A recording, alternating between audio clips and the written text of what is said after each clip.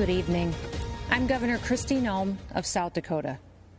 I'm here tonight because I believe America is an exceptional nation, founded on three principles: equality, freedom, and opportunity. But today, our founding principles are under attack. This year, the choice for Americans is between a man who values these ideals and all that can be built because of them, and a man who isn't guided by these ideals, and coincidentally, has built nothing.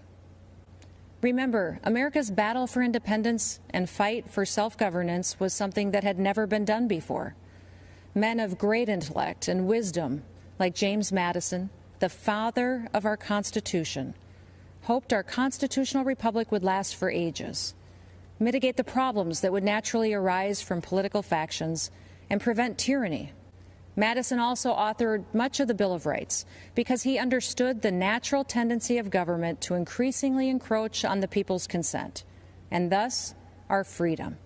He urged his colleagues to adopt these amendments to enshrine in our Constitution the ideals laid out in the Declaration of Independence, that all power comes from the people, that the government is created and ought to be exercised for the benefit of the people. Our Constitution guarantees the right to speak, to assemble, and to worship, the right to arm ourselves as a counterbalance to a standing army, and the right to a fair and equitable criminal justice system. We must fight to protect these foundational rights from government interference and indifference. America is unique in the world. Government's power at all levels is limited to the confines of our Constitution, which protects our God-given liberties and civil rights. We are not and will not be the subjects of an elite class of so-called experts. We, the people, are the government. Now, at times, our country has struggled to live up to our founding principles. Another great American, Abraham Lincoln, knew that struggle better than anybody. When he was just 28 years old, Honest Abe saw wild and furious passions worse than savage mobs, he said, taking the place of reasoned judgment. He was alarmed by the increasing disregard for the rule of law throughout the country. He was concerned for the people that had seen their property destroyed, their families attacked, and their lives threatened or even taken away.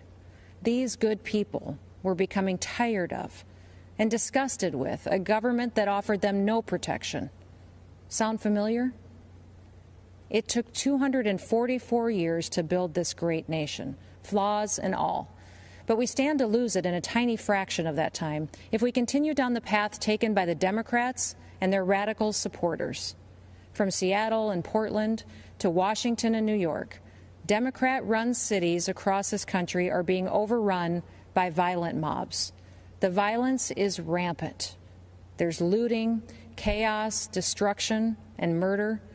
People that can afford to flee have fled, but the people that can't, good, hardworking Americans, are left to fend for themselves. The Republican Party's commitment to individual rights and self-government is as necessary today as it was in 1860 when we won our first presidential election. Our party respects individuals based on who they are. We don't divide people based on their beliefs or their roots. We don't shun people who think for themselves. We respect everyone equally under the Constitution, and we treat them as Martin Luther King Jr. wished, according to the content of their character, not the color of their skin. In just 4 years, President Trump has lifted people of all races and backgrounds out of poverty. He shrunk government. He put money back into the pockets of hardworking, ordinary Americans. He has advanced religious liberty. He protected the Second Amendment. You can look back 50 years. You won't find anyone that has surpassed President Trump's success on these four issues alone. History chooses its heroes for the time in which they live. At our founding, Madison was one of the chosen. When the nation's very existence was challenged, it was Lincoln's turn. Thanks to these men, America is a land of hope. Their examples have been repeated in countless ways by simple Americans following their conscience. But there is another American hero to be recognized, and that is the common American. This is who President Trump is fighting for. He's fighting for you.